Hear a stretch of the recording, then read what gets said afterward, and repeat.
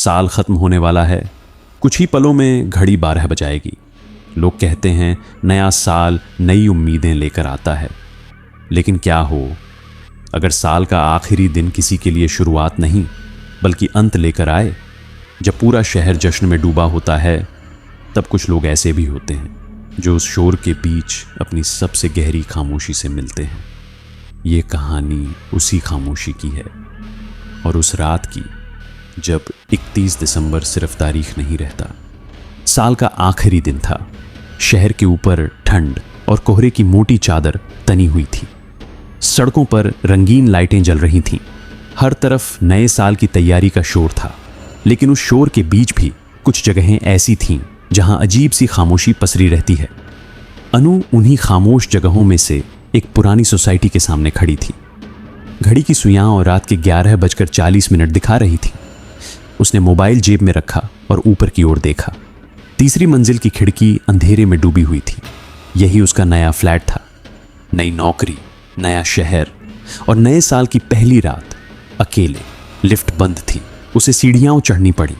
हर कदम के साथ सीढ़ियों में गूंजती उसकी अपनी ही आवाज उसे अजीब लग रही थी, जैसे कोई और भी उसके साथ चल रहा हो, लेकिन पीछे मुड़ने पर हमेशा खालीपन ही दिखता।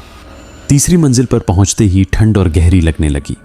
उसके फ्लैट के सामने वाली दीवार पर लगी ट्यूबलाइट झपक रही थी। अनु ने चाबी निकाली।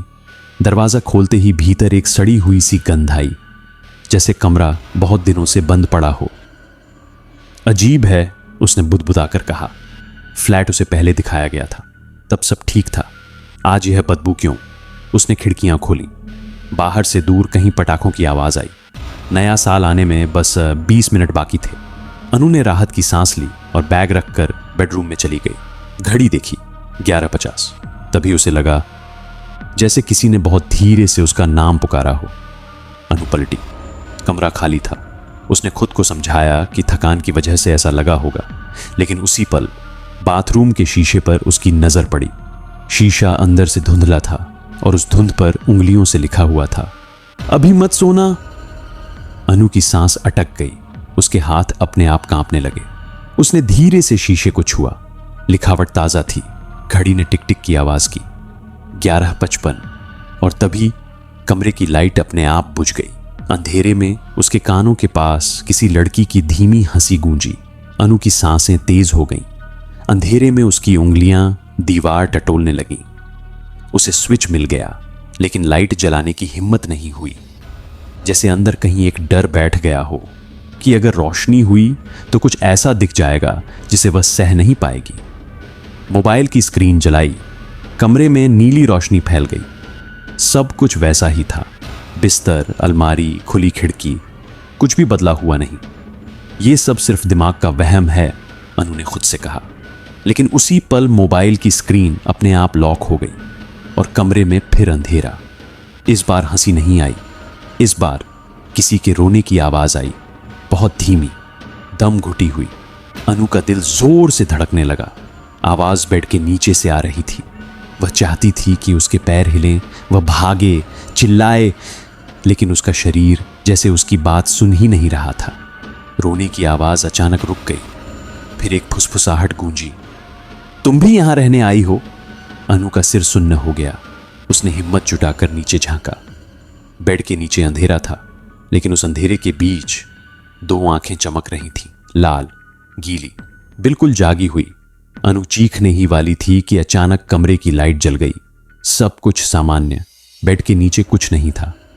वह जमीन पर बैठ गई। उसकी आंखों से आंसू निकल आए। घड़ी देखी, 11:58। बस 2 मिनट। उसने खुद को संभाला और सोचा कि शायद वह बाहर जाकर लोगों के बीच रहे। नया साल अकेले नहीं बिताएगी। वह दरवाजे की ओर बढ़ी। हैंडल घुमाया। दरवाजा खुला नहीं। उसने जोर लगाया, फिर भी नहीं। पीछे से बहुत शांत आवाज आई, अब बाहर नहीं जा सकती। अनु धीरे धीरे पलटी। कमरे के कोने में एक लड़की खड़ी थी। सफेद ड्रेस, भीगे बाल, चेहरा झुका हुआ, लेकिन उसका शरीर जैसे किसी ने जमीन से कुछ इंच ऊपर टांग दिया हो। घड़ी ने पहली बार थक की आवाज की। 12 बजने में 1 मिनट बाकी था। लड़की ने सिर उठाया। उसकी आंखों में कोई पुतली नहीं थी, बस गहरा काला गड्ढा। हर 31 दिसंबर, उसकी आवाज जैसे गले से नहीं, दीवारों से आ रही थी। मुझे कोई चाहिए होता है। अनु पीछे हटने लगी, पीठ दीवार से टकराई। घड़ी ने फिर आवाज की और लड़की घड़ी की टिक टिक अब साफ सुनाई दे रही थी। हर सेकंड अनु के सीने पर हथौड़े की तरह गिर रहा था। उसने मुंह खोलकर कुछ कहना चाहा, लेकिन आवाज गले में ही मर गई। कमरे की हवा भारी हो चुकी थी, जैसे सांस लेना किसी और की इजाजत पर चल रहा हो। लड़की एक कदम आगे बढ़ी। उसके पैर जमीन को छू ही नहीं रहे थे। डर लग रहा है? लड़की की आवाज में अजीब सी मासूमियत थी। मुझे भी लगा था। अनु की आंखें अपने आप नम हो गईं। तुम कौन हो? किसी तरह शब्द बाहर आए। लड़की ने अपनी कलाई आगे बढ़ाई। सफेद कपड़े की बांह पीछे सरक गई। उसकी कलाई पर गहरे नीले निशान थे, उंगलियों के, जैसे किसी ने बहुत जोर से पकड़ रखा हो। मैं भी यहीं रहती थी, वह बोली। 3 साल पहले इसी रात। अनु का दिमाग तेजी से चलने लगा। तो तुम मर चुकी हो? लड़की हल्का सा हंसी। वह हंसी इतनी ठंडी थी कि अनु की रीढ़ में सिहरन दौड़ गई। मरना आसान होता है, उसने कहा। 31 दिसंबर की रात, जब सब बाहर जश्न मना रहे होते हैं और अंदर कोई तुम्हारी आवाज सुनने वाला नहीं होता। कमरे की दीवारों पर अचानक साए हिलने लगे, ऐसे साए जो इंसानों जैसे नहीं थे। अनु को लगा जैसे दीवारें पास आ रही हों। उसका सिर चकराने लगा। तुम मुझसे क्या चाहती हो? उसने रोते हुए पूछा। लड़की ने उसकी तरफ देखा। इस बार उसकी आंखों में काला अंधेरा नहीं था, बल्कि गहरी थकान थी। मैं अकेली नहीं रहना चाहती, वह बोली। हर साल कोई आता है और हर साल कोई यहीं रह जाता है। अनु की नजर अचानक फर्श पर पड़ी। वहां बहुत हल्के से धूल के नीचे हाथों के निशान बने हुए थे, कई हाथों के। घड़ी ने आखिरी सेकंड की आवाज की। बस एक। लड़की ने अनु की तरफ हाथ बढ़ाया। बस साथ रहना है। उसकी उंगलियां अनु की कलाई को छूने ही वाली थीं और उसी पल पूरे कमरे में जोरदार धमाका हुआ। बाहर पटाखे फूटे। नया साल आ गया था। रोशनी, आवाजें, शोर। अनु ने झटके से आंखें बंद कर ली और जब उसने आंखें खोली, कमरा खाली था। कोई लड़की नहीं, कोई साया नहीं, सिर्फ घड़ी। 12 बज चुके थे। अनु जमीन पर बैठ गई। उसका पूरा शरीर कांप रहा था। खत्म हो गया, उसने राहत की सांस ली। लेकिन तभी उसके कान के पास किसी ने बहुत धीरे से फुसफुसाया। अब मेरी बारी खत्म हुई, अब तुम्हारी बारी है। वह आवाज इतनी पास थी कि अनु को लगा जैसे किसी ने उसके कानों के अंदर ही बोल दिया हो। उसका शरीर एक पल के लिए बिल्कुल सुन्न पड़ गया। धीरे धीरे उसने गर्दन घुमाई। पीछे कोई नहीं था। कमरा वैसा ही था जैसा कुछ मिनट पहले, लेकिन अब हवा में वो ठंडक नहीं थी। अब उसमें सड़न थी, पुरानी बंद पड़ी सांसों की सड़न। अनु उठने की कोशिश करने लगी।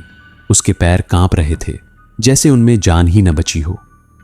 तभी उसे एहसास हुआ कमरे का दरवाजा खुला हुआ है, जो पहले बंद था, अब खुला था। कॉरिडोर में अंधेरा पसरा था। लाइटें बुझी हुई थीं, लेकिन फर्श पर गीले पैरों के निशान बने हुए थे, नंगे पैरों के। वह निशान धीरे धीरे आगे बढ़ रहे थे, सीधे सीढ़ियों की तरफ। अनु ने निगलकर गला साफ किया और बहुत धीरे कदम बढ़ाए। हर कदम के साथ दिल जोर जोर से धड़क रहा था। सीढ़ियों के पास पहुंचते ही उसे नीचे से आवाजें सुनाई दी। हंसी, बहुत सारी हंसी, लेकिन वह जश्न की हंसी नहीं थी। वह ऐसी हंसी थी जिसमें दर्द छुपा होता है। अनु ने रेलिंग पकड़कर नीचे झांका। नीचे ग्राउंड फ्लोर पर कई लोग खड़े थे, या शायद खड़े नहीं थे। उनके पैर जमीन से कुछ इंच ऊपर थे। उनके चेहरे धुंधले थे, जैसे यादें मिट चुकी हों। और उनके बीच वह लड़की खड़ी थी, सफेद कपड़ों में, गीले बालों के साथ। अब उसका चेहरा साफ दिख रहा था। तुम डर क्यों रही हो? लड़की बोली। तुम तो यहीं रहने वाली हो। अनु पीछे हटने लगी। उसकी पीठ दीवार से लग गई। नहीं, मैं नहीं। उसकी आवाज टूट गई। लड़की ने धीरे से सिर टेढ़ा किया। हर साल कोई ऐसा ही कहता है। मैंने किसी को मारा नहीं, मैंने कुछ नहीं किया। अनु रो पड़ी। लड़की मुस्कुराई। उस मुस्कान में नफरत नहीं थी, बस एक अंतहीन थकान थी। मैंने भी नहीं किया था। उसने अपना हाथ आगे बढ़ाया। इस बार उसकी उंगलियां बर्फ जैसी ठंडी थीं। बस एक रात, वह फुसफुसाई, फिर तुम्हें भी आदत हो जाएगी। अनु को लगा जैसे उसकी सांसें खींच रही हों। उसकी आंखों के सामने सब धुंधला होने लगा और तभी एक तेज रोशनी, सायरन की आवाज। अनु ने आंखें झपकाईं। वह जमीन पर पड़ी थी। उसके चारों ओर लोग खड़े थे। कोई उसका नाम पुकार रहा था। मैडम, मैडम, होश में आइए, एम्बुलेंस, डॉक्टर, ठंडी हवा। अनु हांफती हुई उठी। वह लड़की, वह यहां थी, उसने कहा। लोग एक दूसरे को देखने लगे। एक बुजुर्ग चौकीदार ने धीरे से कहा, 31 दिसंबर की रात इस बिल्डिंग में किसी लड़की की मौत हो गई थी 3 साल पहले। अनु की आंखें फैल गईं। उसका नाम? चौकीदार ने सिर झुका लिया। कोई नहीं जानता, क्योंकि हर साल कोई नया नाम जुड़ जाता है। अनु 3 साल पहले को अस्पताल ले जाया गया। वह बच गई। शहर बदल गया, नौकरी बदल गई, जिंदगी आगे बढ़ गई। लेकिन हर साल 31 दिसंबर की रात, जब घड़ी 12 बजने से कुछ सेकंड पहले रुकती है, अनु के कानों में वही फुसफुसाहट गूंजती है, अब मेरी बारी खत्म हुई। और कहीं किसी पुराने फ्लैट में एक नई लड़की अकेले नए साल का इंतजार कर रही होती है।